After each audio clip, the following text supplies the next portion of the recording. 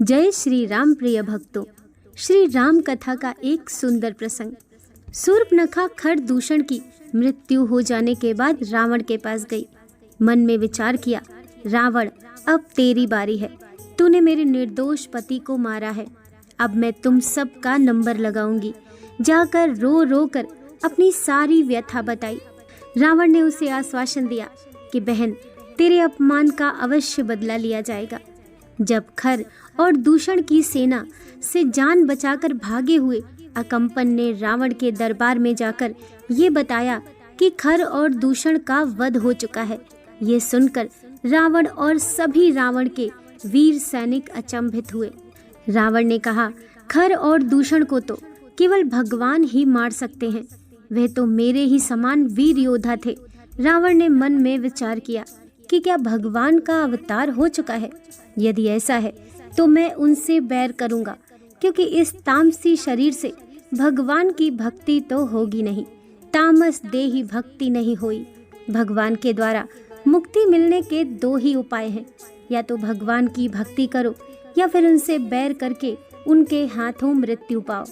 यदि वे मनुष्य हुए तो उन पर विजय प्राप्त कर लूंगा, और यदि भगवान हुए तो उनके द्वारा मरकर मुक्त हो जाऊंगा।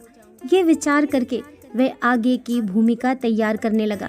रावण ने कहा, निश्चित रूप से यह देवताओं का षड्यंत्र है। मेघनाथ ने भी रावण की बात का समर्थन किया।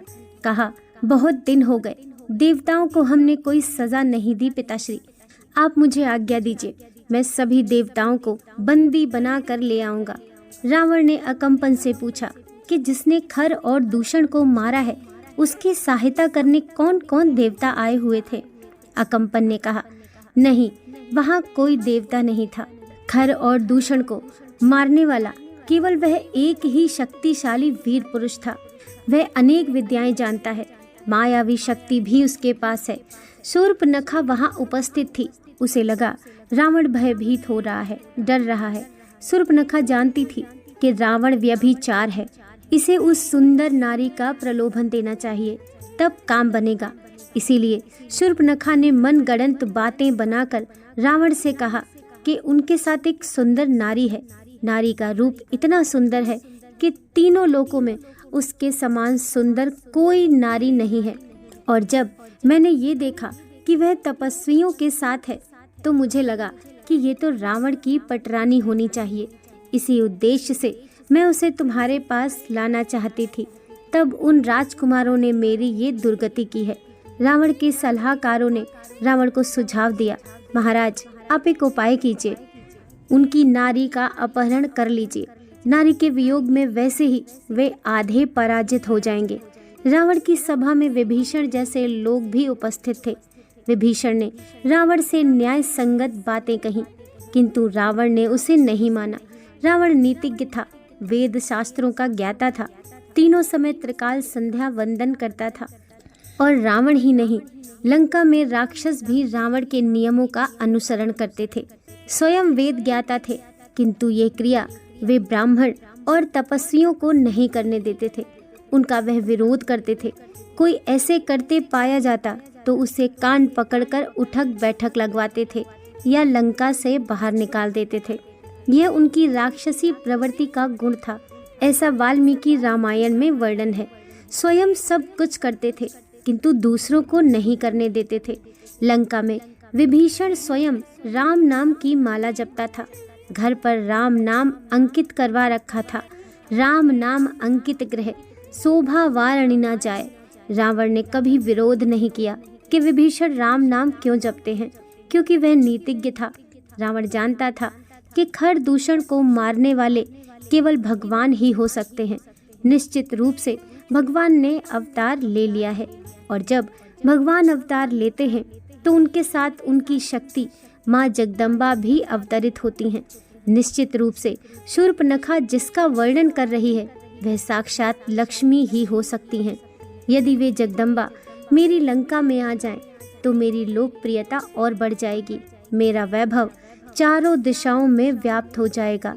माँ जगदम्बा की कृपा से मैं वैभवशाली हो जाऊंगा। रावण मन में विचार करता है, वे जगदम्बा माँ लक्ष्मी को मैं लंका में ला कैसे सकता हूँ? उसे लाने के लिए तो मुझे कुछ मूल्य चुकाना पड़ेगा। निशुल्क तो इस संसार में कुछ भी नहीं है। रावण योजना बनाता है। एक ही उपाय है, मैं नकली स्वर्ण मृग के बदले असली स्वर्ण स्वरूप माँ जगदम्बा को लंका में ला सकता हूँ। रावण योजना बनाकर मामा मारीच के पास पुष्पक विमान लेकर जाता है। इधर भगवान तो अंतर्यामी है, जानते हैं रावण नकली सोने के बदले असली सोना पाना चाह रहा है। श्री राम जी ने ये व्यवस्था पहले से ही कर दी। राम जी ने मन ही मन कहा, रावण नकली के बदले तो नकली ही मिलेगा।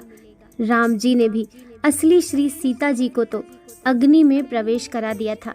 केवल नकली के रूप में श्री सीता जी की परछाई थी। मारीच रावण के नाना का महामंत्री था। रावण इसी नाते से उसे मामा कहता था। रावण ने जाकर मारीच को बड़ी नम्रता से प्रणाम किया। नीति कहती है कि नीच का झुकना भी भयावह होता है। यदि नीच झुकता है तो उसके पीछे कोई कारण होता है। मारीच ने यह जान लिया कि अवश्य कोई संकट आने वाला है। रावण जैसा महाप्रतापी आज आकर मुझे प्रणाम कर रहा है, अवश्य कोई बात है। मारीच ने रावण से उसके आने का कारण पूछा। रावण ने कहा, तुम एक मायावी मृग बन जाओ। मारीच बोला, मैं एक इंसान हूँ, मुझे जानवर क्यों बनना है? इससे तुम्हें क्या फायदा होने वाला है? रावण ने कहा, मुझे श्री सीता जी का हरण करना है। तुम नकली स्वर्ण मृग बनकर अपने रूप से सीता के मन को बहलाना, तब उनके पति राम तुम्हारा पीछा करते हुए वन में जाएंगे और मैं सीता का हरण कर लूंगा।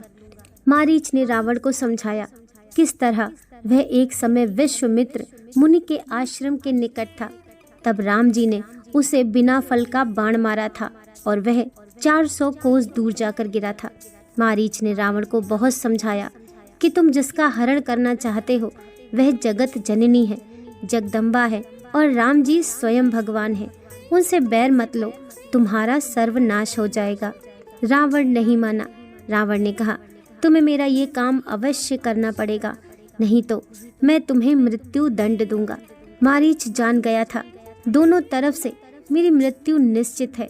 जाता हूँ तो राम जी के हाथों मारा जाऊंगा, नहीं जाता हूँ तो यह दुष्ट रावण मुझे मार देगा। इससे अच्छा है कि मैं श्री राम जी के हाथों मरूं।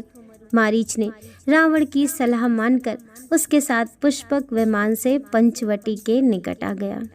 दोस्तों, कहानी पसंद आई हो तो वीडियो को लाइक कीजिए, चैनल को सब्सक्राइब कीजिए। मिलते हैं नेक्स्ट वीडियो के साथ। जय श्री राम।